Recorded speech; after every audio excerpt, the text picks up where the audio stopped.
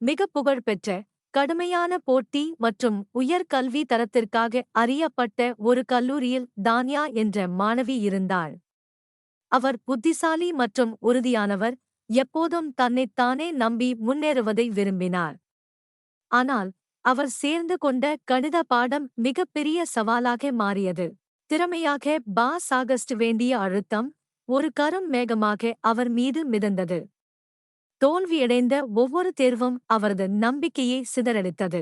முதலில் மிகவும் உந்துதலாக இருந்த அவரது வசதி அறை, இப்போது மன அழுத்தத்திற்கும் சந்தேகத்திற்குமான சிறைக்கூடமாக மாறியது. தனது மேசையில் தலையை இரு கைகளில் வைத்துக்கொண்டு, தான்யா புத்தகங்கள், குறிப்பு தாள்கள் மற்றும் மடிந்த காகிதங்களால் சூழப்பட்டிருந்தார். அவருடைய கடுமையான முயற்சிகளுக்கும் கணிதக் கருத்துகள் அவளுக்கு புரியவில்லை. சமன்பாடுகள் அவருடைய மனதில் தீர்க்க முடியாத புதிராக மிதந்தன.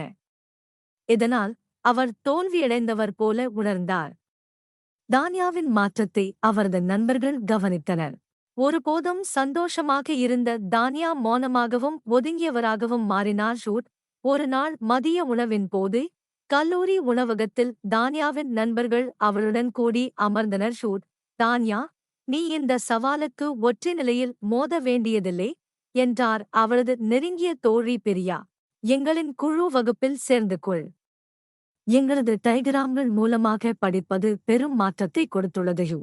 தான்யா ஆழ்ந்த சுவாசம் விட்டார். அவளது பெருமை வெளிப்பட்டது.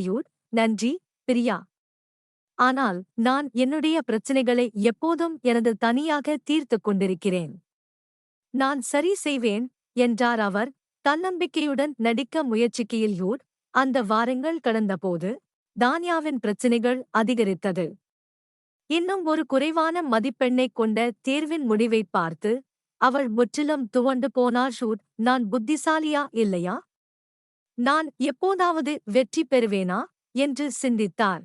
மன அழுத்தம் அதிகமாக பிரியாவை அணுகினார். உங்கள் குழுவில் சேர்ந்து கொள்ள வேண்டிய சலுகை இன்னும் கிடைக்கிறதா என்றார். ஏக்கம் மற்றும் நம்பிக்கையின் கலவையுடன் பிரியா மகிழ்ச்சியுடன் தீவிரம். இன்று மாலை நூலகத்தில் சந்திக்கலாம். உனக்கு பிடிக்கும், எனக்கு நம்பிக்கை உண்டு. அந்த மாலை தான்யா குழு வகுப்பில் முதலாக கலந்து கொண்டார். முதலில் தனது நண்பர்கள் வாதிப்பது அவளுக்கு புரியாமல் அவள் தன்னை வெறுப்பாக உணர்ந்தார். ஆனால் பிரியாவின் அமைதியான மற்றும் ஊக்கமளிக்கும் நடைமுறை அவரது பயத்தை குறைத்தது. நாம் வேறொரு முறையில் முயற்சிக்கலாம் என்றார் பிரியா, நிறமுள்ள மார்க்கர்கள் மற்றும் பெரிய தாள்களை எடுத்துக்கொண்டு. இந்த கருத்துக்களை டைகிராம்களாக விவரமாக செதுக்குவோம். தான்யா வியப்புடன், கணிதத்தை வரைவது எப்படி உதவும் என்றார். ஆனால் வேறு வழியில்லாமல் அவர் ஒத்துக்கொண்டார். பிரியா கைகாட்டியபடி டைகிராம்களை வரைந்தபோது கணிதம் அவருக்கு புரியத் தொடங்கியது. தான்யா ஆர்வத்துடன் தானும் டைகிராம்களை வரைந்தார். அவரது நண்பர்கள் அவரை உற்சாகப்படுத்தினர்.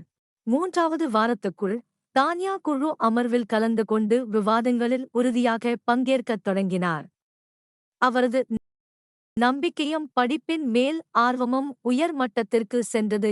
அடுத்த கணிதத் தேர்வில் தான்யா வெற்றிகரமாக அதிக மதிப்பெண்களை பெற்றார். அவர் தனக்கேவனும் நம்பிக்கையானவர் ஆனார். காகம் தண்ணீரை எளிதில் பெற சிறு கற்களை பயன்படுத்தியது போல் தான்யா ஒரு புதிய முறையை உத்தேசித்து வெற்றி பெற்றார். பாடம்: ஒரு சிக்கலை சந்திக்கும்போது புத்திசாலித்தனமான முடிவுகளும் உதவியை ஏற்கும் மனநிலையும் வெற்றியை நோக்கி நடத்தும்.